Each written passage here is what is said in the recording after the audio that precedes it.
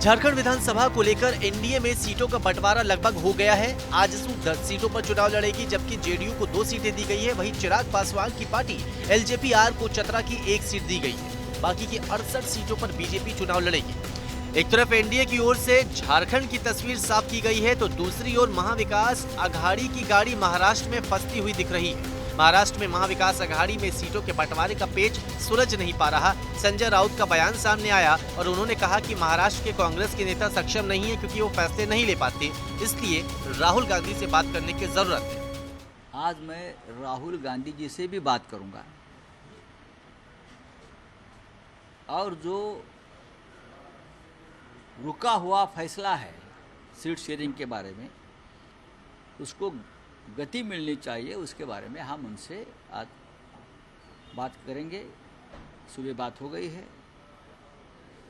बहुत सी सीटों पर फैसला हुआ है, कुछ सीटें ऐसी हैं जिसके ऊपर फैसला नहीं हो रहा है। कांग्रेस, एनसीपी, शिवसेना और हमारा अलायंस पार्टी है, समाजवादी पार्टी, कम्युनिस्ट, हमारी यहाँ एक शेतकरी कामगार पार्टी है। अब टाइम कम है बहुत,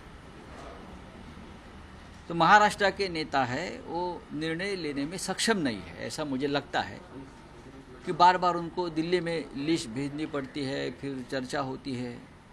अब वो समय निकल चुका है। हम चाहते हैं कि जल्दी से जल्दी ये फैसला हो जाए। संजय राउत के बयान को लेकर बीजेपी की ओर से निशाना साधा गया है और निशाने पर रहे हैं कांग्रेस के नेता।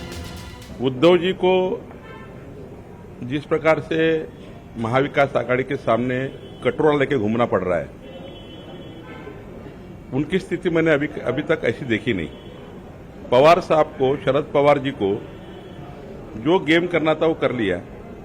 बीजेपी शिवसेना युति जो हिंदू हृदय सम्राट बाला साहेब ठाकरे जी ने मजबूत रखी थी, उन्होंने, पवार साहब ने, शरद पवार जी ने गेम करके उद्धव ठाकरे जी को हमसे बाहर दूर कर दिया। अभी उद्धव ठाकरे जी की उपयोगिता खत्म हो गई है उनके दृष्टि से। अब शरद पवार साहब सुप्रिया जी को मुख्यमंत्री बनना चाहते हैं।